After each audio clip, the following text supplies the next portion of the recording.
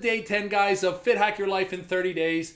Today is the first day we are going to talk about sleep. I've been mentioning it a lot in a lot of episodes, so now it's time to dive into it. So today is just the intro to sleep, so I'm going to throw out a whole bunch of facts, what it does to our body, what it does if we don't get enough sleep, things like that, so that way you guys understand the importance of sleep. And then on the rest of the parts, so this is part one. On part 2 or 3, it all depends how much I can get in one shot. We're going to dive into the things that we can do to get great sleep and things like that. So today, it's just facts. It's just awesome information. And just so you guys know, we tried to study. I say we, like it's me, right? It's not. Okay, us humans have tried to study sleep for such a long time, and actually we were never able to figure out what it did until the past 20 years. How insane is that? It almost makes it like really cool because we're alive in this period of time where we're learning all of this information that we can optimize our bodies. So cool, so awesome, but yet so much information, and it's going to be hard to shove it in a 5-10 minute video. So let's dive into it. All right, guys, when was the last time that you got a full week of sleep without waking up with an alarm? I don't know about you guys, but I can't even answer that question because during the week I use my alarm. On the weekends, I do not. Most of the time, most of the time I try to keep my sleep schedule, but we all fail at this, right? Like I said, I mentioned this before in many videos. We should actually be setting an alarm to go to bed, and that way we can sleep the recommended time our body needs and wake up fully refreshed. Okay, 2/3 of adults fail to get 8 hours of sleep. Okay, sleeping less than 6 to 7 hours, and I know there's a lot of you that sleep less than 6 to 7 hours, because for a long period of time, I was one of those people, especially when I worked in the gas and oil industry. Less sleep, more money, just nonstop moving, okay? I'll sleep when I'm dead. Those type of things were said. Sleeping less than 6 to 7 hours can diminish your immune system and more than doubles your risk of cancer. This is terrible, and now I feel almost a sense of regret for what I did for such a long time, starving my body from what it actually needs. Okay, short sleeping can set us on a path to cardiovascular disease, stroke, and heart failure. So hopefully you guys are engaging in some type of activities, whether it's exercise, some type of training, kickboxing, CrossFit, anything like that. We need to stay healthy. We need to keep our cardiovascular healthy. Even going for walks. Walking seems to be overrated or even underrated, perhaps, because there's so many important things that we can do while we're walking. We can focus on our breathing, take in the natural light. Lots of great benefits there. Now, I don't know about you guys, but if I have a rough day and I'm filled with anxiety or depression, right? Sleep disrupts sleep disruption contributes to anxiety, depression, and stress. Okay? But what is anxiety? Anxiety is nothing more than a made-up thought about an outcome that hasn't even happened yet.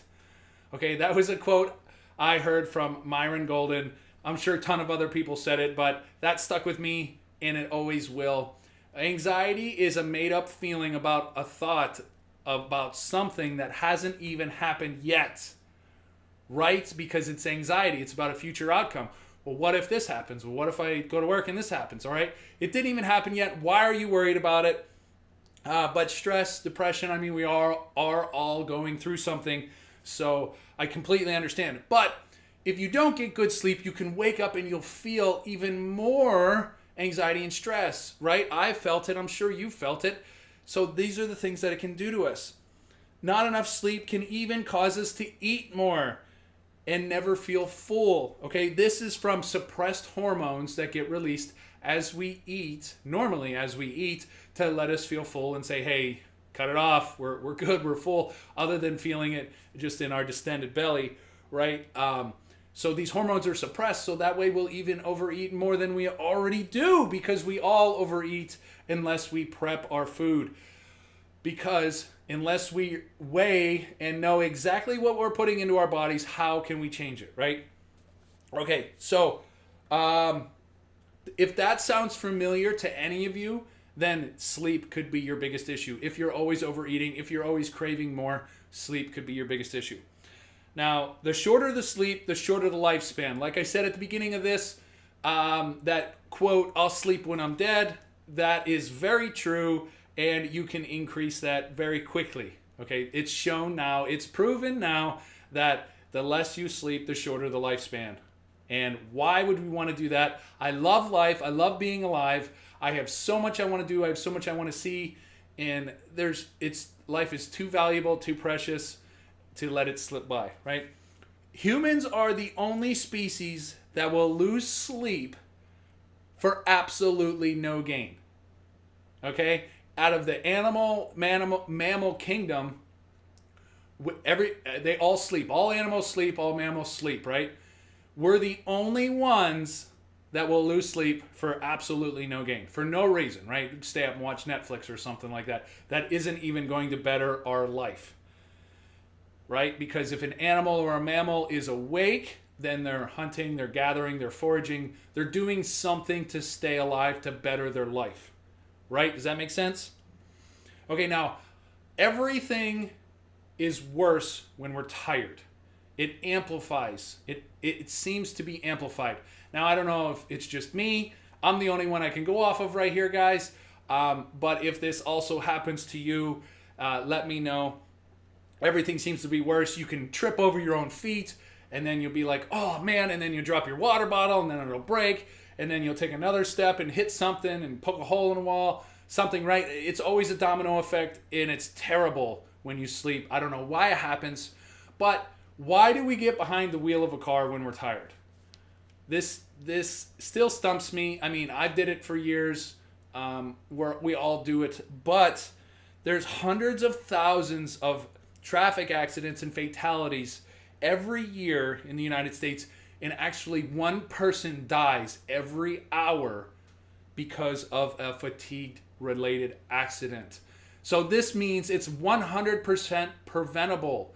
And I don't want to be a statistic, guys, so let's all get a little bit more sleep, because life is very valuable to me, and I hope you guys don't want to or ever even make the mistake from being tired. I know we've all done it, I'm sure already. We noticed something like, oh crap, because I was tired, I missed that back there, I ran that red light, good thing nobody was there. I mean, it all happens.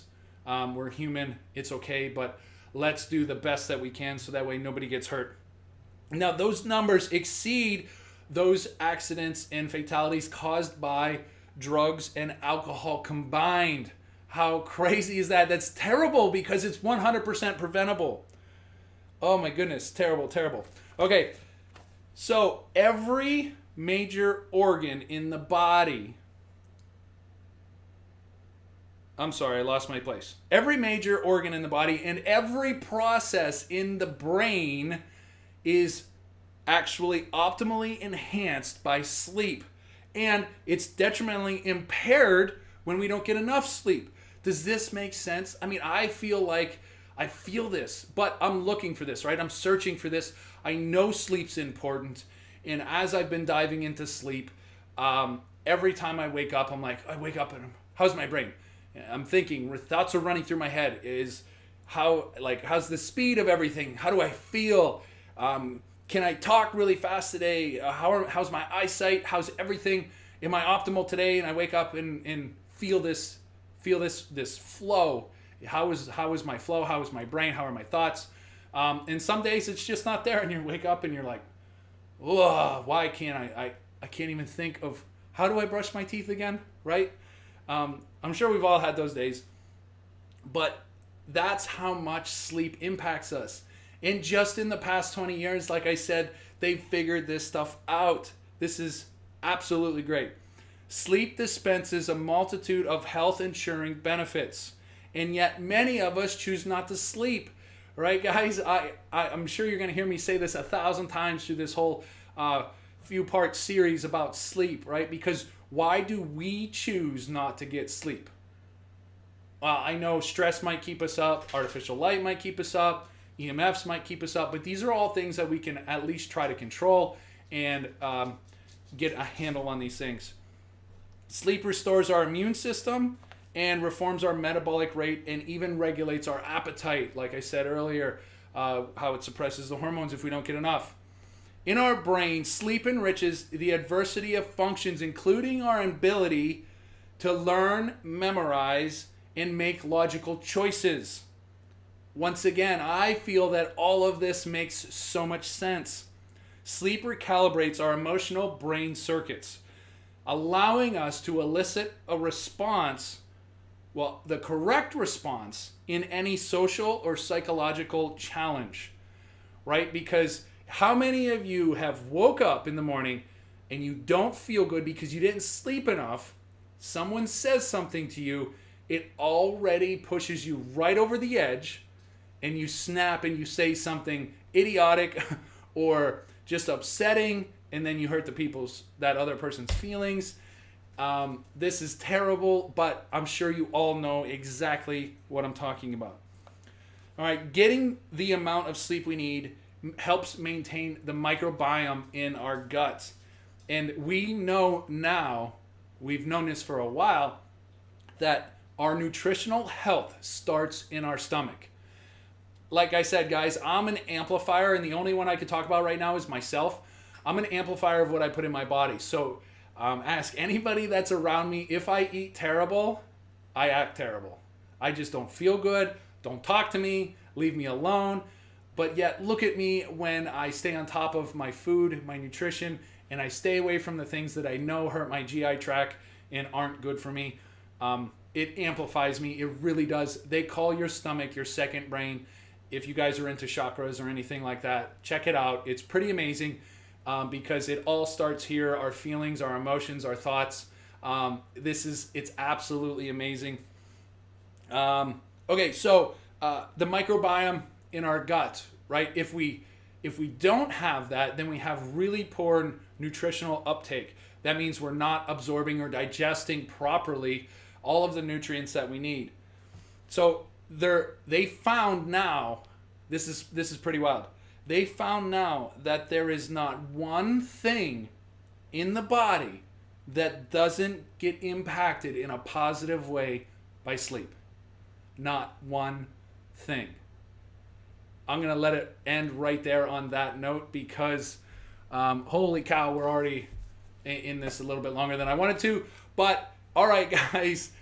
So today was just a whole bunch of awesome information. If you guys have any questions, comment below. If you're seeing this on Facebook or YouTube, it's FitHacker. Facebook, it's at FitHackers. Comment if you guys got any questions. Please share this with someone that you might think needs to hear this. Tag them in it, guys, because these next few days are actually going to get really in depth, and we're going to go over how to fix this problem. It's going to be super exciting. Like always, guys, I'm super excited.